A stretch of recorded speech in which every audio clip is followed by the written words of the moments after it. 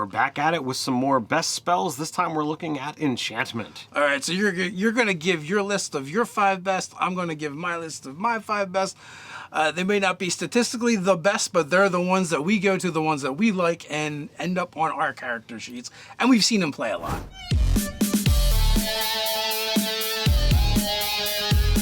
I'm Nerdarchy Ted. And I'm Nerdarchy Dave. Welcome to Nerdarchy, for nerds, by nerds. So, we look at things like what's our favorite, what's had the most impact on our games. Since we're talking about enchantment, I think the first and foremost is going to be things that charm.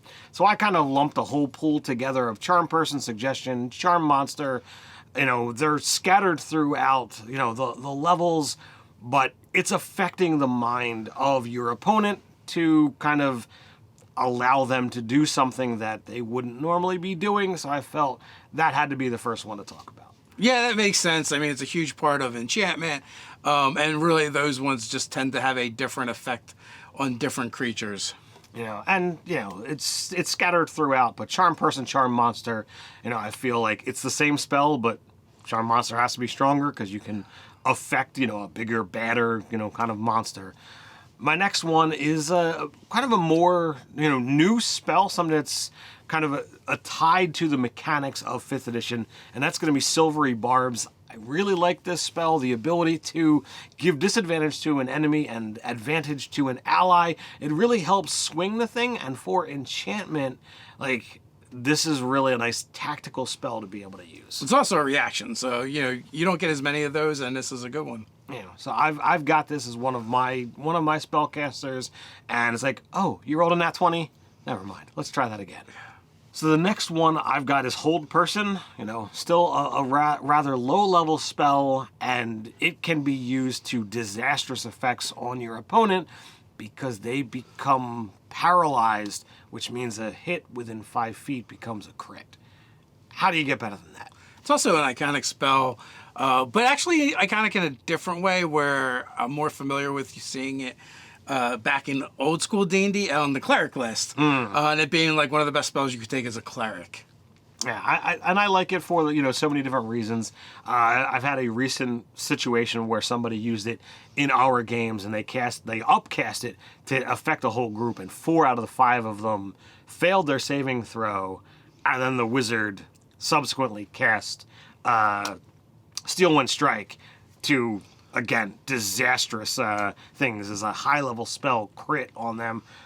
It was absolutely brutal. What's next? Next up is going to be Feeble Mind. We're jumping into those upper echelons, and it's like, oh, do you want to turn somebody into just an absolute idiot, with a super low, intelligence score for a long period of time? Yeah, this is your go-to. It's also devastating on your casters. Yeah, if it's going to be a mental save, which your caster should be pretty decent at. But if you've got that sorcerer who has just dumped their intelligence, yeah, do this and boop, they're done. Yeah, also Bard. Bards tend to be charisma decks, I think. Yeah. But, Bards, I feel like, especially if, you look at lore, they could definitely be going with a higher mental scenario and maybe dumping, strength or con. But, when Bards... Yeah, but you only have so many high stats to begin with, and if you don't have proficiency in a save... That's true. That int save is going to hurt. Absolutely. And if, if this is on a big bad, this is someone that, is out there, then, their save could be pretty high, and it can absolutely mess over the party.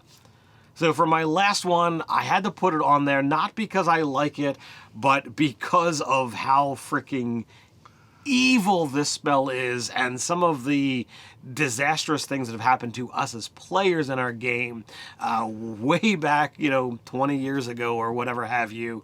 And that's going to be Geas. The ability to just be like, I'm going to drop a spell on you, and if you fail that save, you got to do the quest that I want you to do, or it's just going to be bad news for you. Yeah. I think we pronounce it wrong, but that's okay. Geas, is that how it's supposed to be done? It might be. I'm not sure. Where's Matt Mercer and D&D Beyond for the pronunciation? I'm certain that, everybody in the comments is going to tell us one way or the other, but we've always pronounced it Geas. However you want to say it. But, we had a game years ago where our DM was just be like, all right, I want you to go do this thing. You guys are really not into it. So he literally singled out the person that they knew was going to fail this save. And they like, here, let me talk to you for a minute, Geas. And we had to go do this quest. We went sessions after sessions to go do this thing. And right before we returned it, he's like, oh, here, let me talk to you. Geas again. Yeah. It's like, oh, crap. So major jerk move, in my opinion. We've ribbed the DM on it for, decades. Decades. But you know what? It's all good. We've got some cool stories out of it. And, it's all fun. So there's my list. All right. So my list, I kick it off with Mind Sliver, also a newer spell. It's also a cantrip, I believe. And I like it because it does damage and it attacks your intelligence, and also on a failed save, it gives you a -4 to your next save. So it's great for setting up combinations that you want to do or for someone else in their party to do. Yeah, I'm fond of that one, though I haven't seen it used a lot. And for a very tactic-heavy game, that is nice to just be like, all right, we need to do this. All right, we're gonna, Clark, you cast Bane. Then I'm gonna do this. So like they'll get 2d4 off of, what the next caster is gonna do, and this is really gonna be the big shebang. Yeah, for sure. Next up, I went Sleep. It's an iconic spell, and actually, I feel like Sleep got a lot better in 5e because you basically do hit points worth of damage, and if creatures have less hit points, they just go to sleep. So then making it much more useful. It's also great for clearing out monsters with low hit points and just taking them out of the fight. I feel it's definitely been ramped up, and you can wear them down. Now the only problem that I have with Sleep, and I've seen this, I've seen both sides where it's like, dude, you were 1 hit point off. That sucks. But I've also seen it's like, all right, well. It also affects friendlies. It does affect friendlies. And we've seen that in our games too. But it's been a scenario of like, all right, I'm watching and I'm as the wizard, I'm sitting here paying attention. Oh, you did 17 damage and you did 13 damage. It's time. It's time. Let's do this. And they cast it and boom, And it's also got a really good upcast too. To get even more hit points. An additional 2d8 per level. That can scale pretty nicely, and you affect an area and it's just going to start at the lowest. And also, if you want to take someone alive, you don't want to kill them. So it just opens up opportunities. Absolutely. So I feel like Sleep is probably the not evil aspect of this one. Yeah, it's definitely one of the least evil ones. Then my next one is not that though. It is Suggestion, same as you. Only because I've seen it used to great effect in my own game, not by a wizard, by a sorcerer who's twinned it on like ogres, and then been like, hey, why don't you guys go march that way for the next 8 hours. So Suggestion is great against those idiot monsters like like ogres. You can just be like, all right, I don't want to deal with you. Why don't you just scurry along? Next up, I have got a Synaptic Static, which is basically a fireball for your brain. It's a higher level spell. It's 5th level. It does basically fireball damage and psychic damage. Not many things are immune or resistant to psychic damage compared to fire. Also, it has another effect where if you fail your save, you then get like a -6 to everything you do, until you can pass the saving throw. Right. So it has a debuffing effect as well. Both Mind Sliver and Synaptic Static do have the drawback of they don't work on creatures with a intelligence less than 2. So they have to have some kind of intelligence. Right.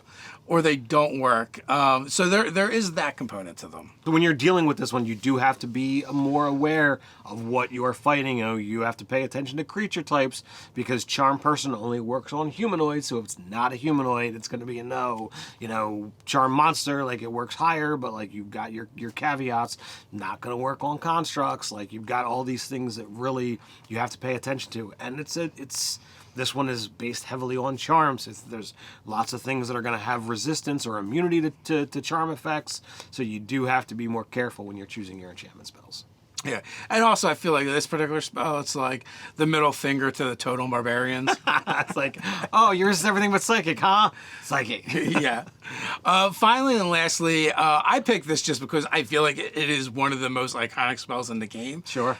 Power Word Kill. You have less than 100 hit points, you're dead. die, and then and literally that was always how it was done in our game. Yeah. If that spell was ever cast or used, the creature, the person, maybe the player would just point and say die, and then you would die or not die. Yeah, those are one of those things that, or that spell is one of those things that, it's been used. It's totally a scary thing, and if the DM back when we were playing years ago, there was no digital tool base to use. So it was all right, it does this. What are you at? DM, if they're going to use that spell, they're usually paying attention to how much damage they've done, and they're saving it up until it's going to be effective. Yeah. So that's a pretty cool list, fairly diverse between them with only the suggestion overlap. So there's definitely a lot of really cool enchantment spells to play with, and I feel like enchantment is one of those that we've had some cool things happen in our games with, enchantment magic. And that's that really guided, some of these selections and choices. So hey, you like this video, others like it, as well as all the great content you can find over on nerdarchy.com. Why not come check us out on Patreon and support us over there? Articles like study up on 5e D&D magic, enchantment spells. But hey, you're looking for another way to help support out Nerdarchy? Why not come check out Nerdarchy the store and get products like Order of the Wizened.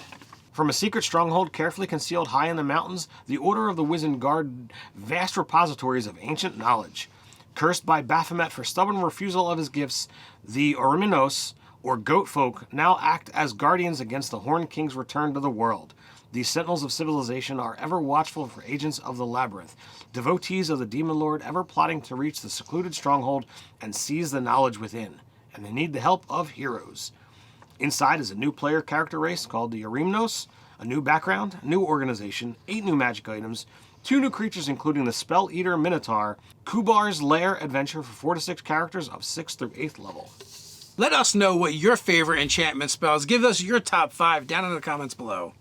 While you're down there, don't forget to do all those fun things that make Nerdarchy and YouTube happy. Like, share, subscribe. Go ahead and click on that notification bell so you don't miss a single video. We drop new videos here on the channel several times a week, so come on back so you don't miss a single video. But you can't wait till then. 5e D&D divination spells ×2. So until next time, stay nerdy.